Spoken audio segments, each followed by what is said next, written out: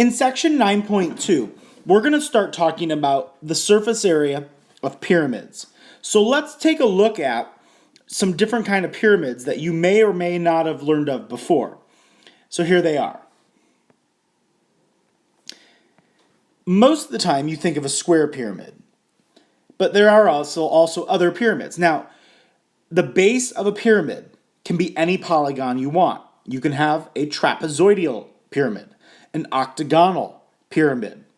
But the base is what determines the name of the pyramid. So this would be a triangular pyramid because it has a triangular base. A square base would be a square pyramid. And a hexagonal base would be a hexagonal pyramid. Now make note of all of these things. The square is the base. The side here, remember the faces that are not the base are the lateral faces. So we have 4 lateral faces. The vertex is the point at the top. And this is new, the slant height. That is the height of the lateral face of one of the sides. So the slant height and the edge of the base make a 90-degree angle. They are perpendicular. Now we're going to start with a regular pyramid. A regular pyramid is a pyramid whose base is a regular polygon. Side note, remember this right here, that in a regular polygon, all of the sides are congruent and all of the angles are congruent. So if I ever say a regular polygon, that's what I mean. So here's how you find the surface area of a pyramid. The surface area of a pyramid is the sum of the area of the base and the lateral faces. Now, here's the great news. It's exactly the same as before, except we don't have a second base. We only have one. So you have to find the area of the base and then the area of the lateral faces and then add them together. Now, one thing to make note of is that you cannot find the perimeter and multiply by the height like we did with a prism. So here we go. Find the surface area of the regular pyramid that you see over there up to your left. Now make note, this is not difficult, but stay organized. Please stay organized. I can't stress that enough. Stay organized. So when I look at this, we have to first find the area of the bases. So what I see is I find the area of the base. So I am going to write down area of base. Now this is one way you could do it. So the regular pyramid means that the base would be a square. So 5 times 5, the area of the base is 25. Now the lateral faces, or the lateral area, or the faces, however you want to put it, it's regular, so all of the faces are the same. We have 4 triangles. Find one. 1/2 base times height. So we know the base would be 5.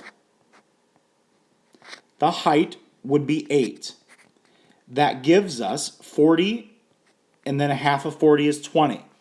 So we have 4 triangles with an area of 20, and a base of 25.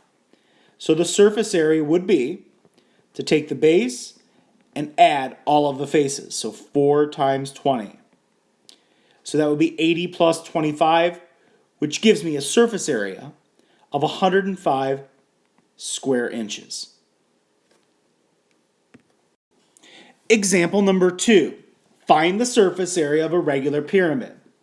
Now if you wanted to do the area of the base and the area of the lateral face and go from there, you can. But let's start with this. Surface area. I want to find the area of the base. Well, the area of the base, let's see, it's a triangle. So I'm going to do 1/2 base times height. So it looks like my base is 10 and my height is 8 7/10 because they are perpendicular. Now, the lateral face, I have 3 triangles, and each one of them are 1/2 base times height. So let's see, it looks like right here, here's the base. The base is 10, and the height looks like to be 14. So now I simplify. 10 times 8.7 is 87. Half of 87 is 43 and a half. Plus, let's see, 10 times 14 is 140. That's 70. 70 times 3 is 210. I add those together. 253.5 square meters would be the surface area of that triangular pyramid. All right, so in this problem, we have a roof that is shaped like a square pyramid. One bundle of shingles covers 25 square feet. So let me just write that down. One bundle covers 25 square feet. How many bundles should you buy to cover the roof? Well, since we're talking about covering the roof, that's surface area. But wait a minute. Are you gonna cover the inside, the bottom part, the base of the pyramid? Absolutely not. All I need here are the lateral faces. So I have 4 of them, and each one is 1/2 base times height, right? Base times height, and then half of that is the area of a triangle. Well, the base is 18, the height is 15, so 1/2 of 18 times 15, forgot the label there, that's 4 times 135, and 4 times 135, 270, 540. So it's going to be 140 square feet. But wait a minute. One bundle covers 25 square feet. So I now need to divide by 25. And it looks like I'm going to need 21.6. That's a 21.6. But you have to buy full bundles. So you're going to need 22 bundles to cover the shingles for the roof. Your 2 vocab words are regular pyramid and slant height. Now we're going to talk about surface area of cylinders. Just kidding, it's cylinders. Now some people think this is a prism. It's not. It does have 2 bases, however. The circle on the top and bottom, they will always be congruent and parallel. And the lateral surface is the circular region that goes around. There's something magical about cylinders.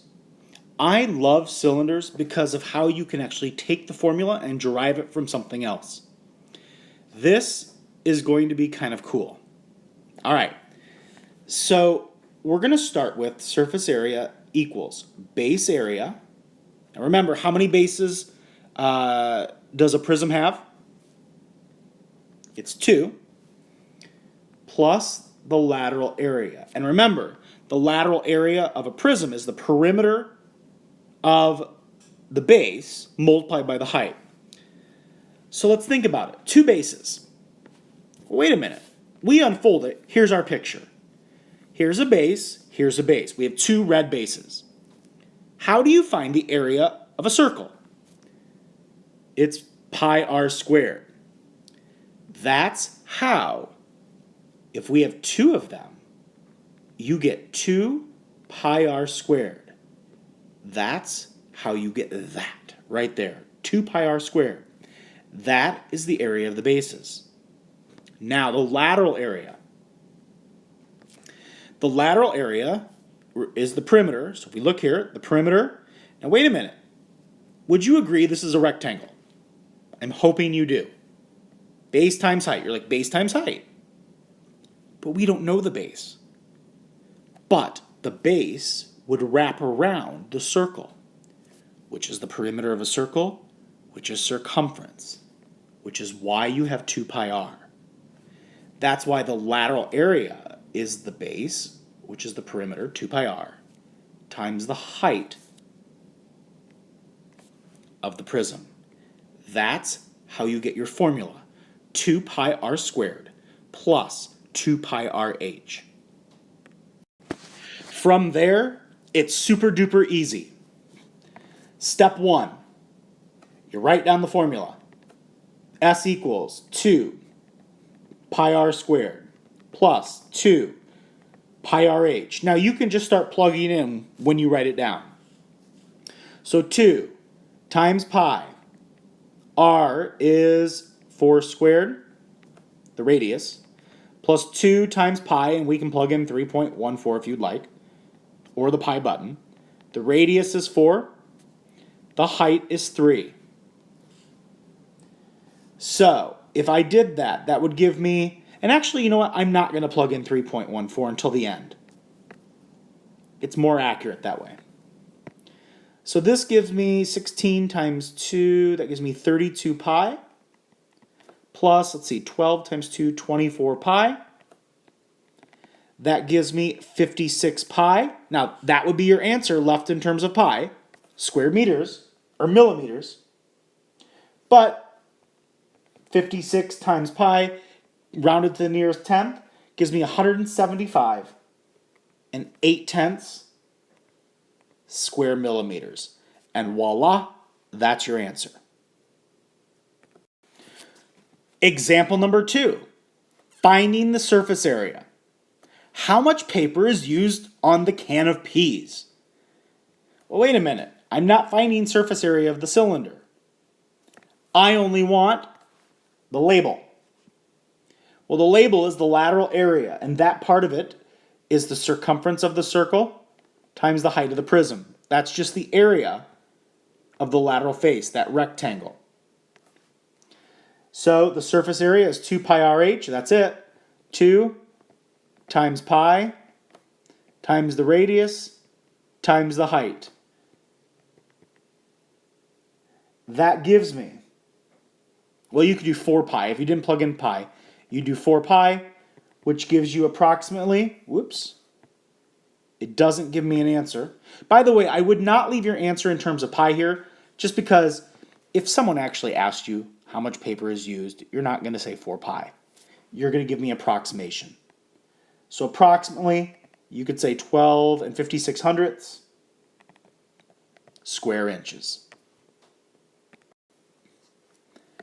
So in example 3, it says you earn a penny for recycling the can in example 2.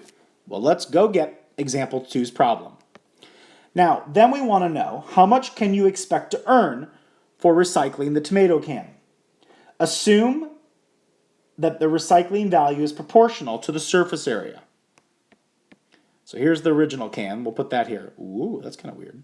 No, let's put it up here. All right. So we want to find the surface area. So S equals 2 pi r, the radius, squared, plus 2 pi r height. Now that's this can. That gives me 8 pi plus, let's see, 5.5, 11, 22 pi. That gives us 30 pi. Now I'm leaving it like that for now. Now the sweet pea can would give you 6 pi. Now, we don't know how much we're going to get for the tomato can, but we do know we're going to get 1 cent for the sweet pea can. So I could do this. The tomato can, for 30 pi inches squared, I'm using the exact value, I'm not getting a decimal, I get X amount of money. But the surface area of the sweet pea can, 6 pi inches squared, gives me a penny. So we cross multiply. So 30 pi multiplied by 1 cent equals X times 6 pi. That gives me, well, actually, you know what you could do? You could divide both sides by 6 pi to get the X by itself. You could also multiply 30 pi times 0.01. But 30 pi divided by 6 pi, pi's cancel. That gives you 5 times a penny equals X. Well, a penny times 5 would give me 5 cents. So each can for recycling, for tomato can, is 5 cents.